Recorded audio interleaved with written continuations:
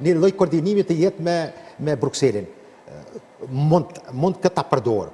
Mirë, po heshtja ti mendoj që në një farë mënyrë tregon në rivalitetin e brendshëm. Çdo kush që mendon sot në skenën politike në Kosovë, një lloj mund të them kundërshtar, rival, më i fortë për të armën politike për Albin Kurti do jetë Vjosa Osmani.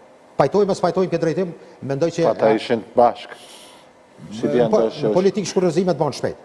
Nuk ka shumë ajo që ka pas, edhe s'ka pas, për fillimin nuk ka pas një farë romantike.